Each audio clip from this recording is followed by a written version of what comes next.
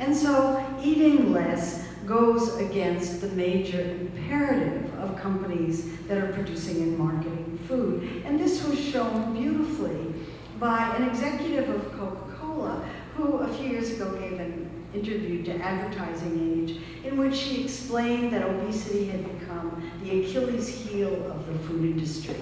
It used to be that they didn't have to pay any attention at all to questions of what people were eating. If you're fat, it's your fault. And now it has become an enormous issue for them that they cannot, their hands are completely tied. They can't do anything without dealing with their own social responsibility for the quality of the food that people are eating. And the reason for this, of course, is that rates of obesity have gone up quite dramatically since the early 1980s, and it's not just a cosmetic problem. Along with obesity comes increasing rates of type 2 diabetes. And it isn't that everybody who is overweight is going to develop type 2 diabetes. It's just that the percentages are going up in parallel. And even if the percentage is small, it's going up quite rapidly. And of course, the big worry is what is this doing to the health of our nation's young people when they're putting on a lot of weight and developing adult diseases as very young children. If you're worried about obesity, there are two approaches for dealing with it. The first is the personal responsibility approach that I've already mentioned. If you want to eat your way to grossness in an early grade, go ahead and do it. It's your problem. And that was a statement that came out of The Economist, a business magazine a few years ago.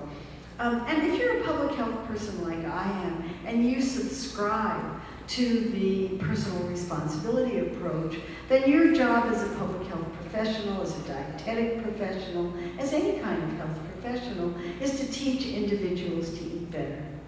If you tell them what they're supposed to eat, they'll do exactly what you say, right?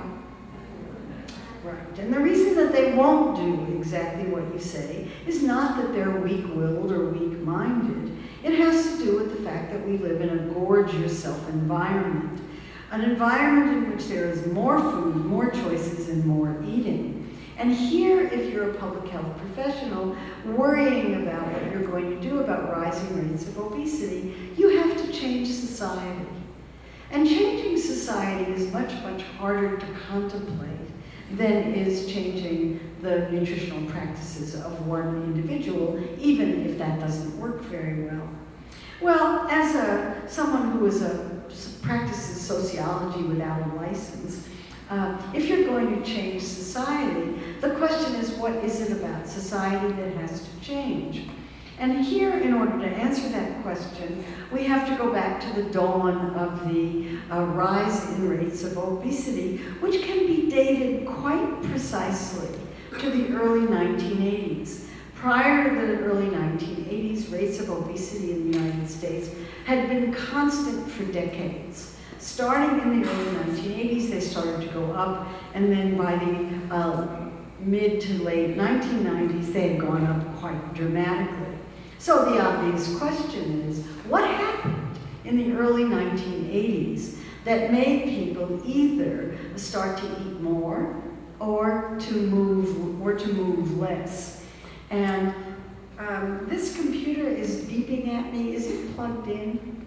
Does anybody know if this computer is plugged in? It's making beeping noises. It's making me very nervous. The technology is not my thing, I'm sorry. So I'm not going to say very much about physical activity because although it may seem counterintuitive, rates of physical activity do not seem to have changed very much in the population between the early 1980s and now. But there's plenty of evidence that people are eating more calories. And so we have to ask the question, what is it that happened in the early 1980s that made people eat more calories? And I want to talk about two particularly important things. The first was agricultural policy. Starting in the 1970s, agricultural policy changed in the United States from paying farmers not to grow food to paying farmers to grow as much food as they possibly can.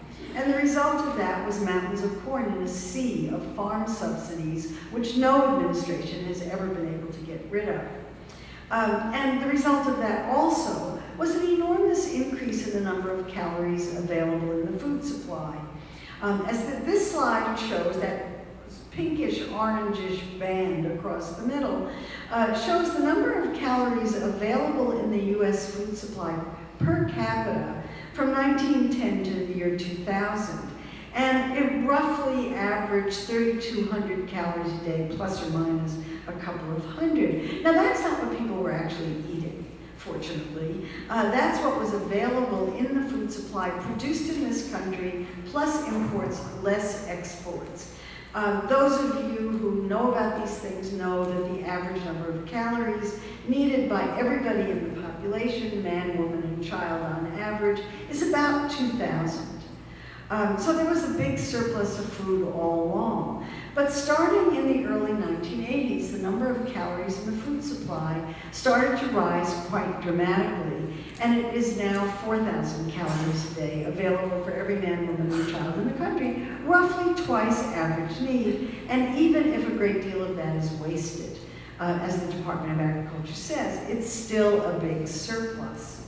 But the result of that, if you're a food company trying to sell food in an environment in which there's 4,000 calories a day, you've got your work cut out for you. It makes the food industry very, very competitive.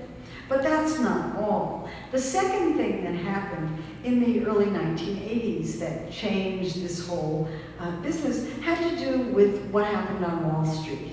In 1981, Jack Welch, who was then the head of General Electric, gave a speech in which he said, no more of this blue chip stock stuff in which companies give investors very long, very slow, small returns on investment that go on for a really long time.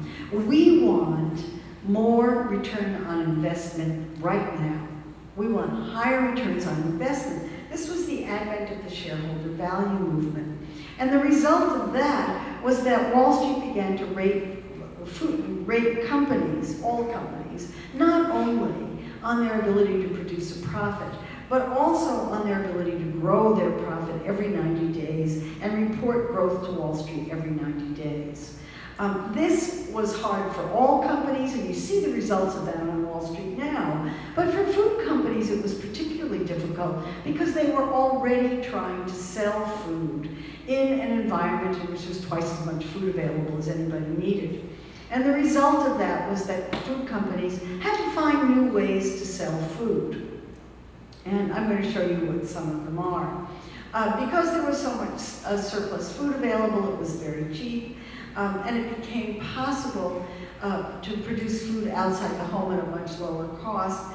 And so people began eating outside the home more. Every time you see an exclamation point in the next group of slides, it's a shorthand for if you do this, you will be eating more calories than you would if you were just eating at home. So food outside the home has more calories in it than food at home, and people eat more outside the home than they do at home. This is the buffet syndrome. If you're at a buffet, you're going to eat a lot more calories than if you were just having one boring thing at home.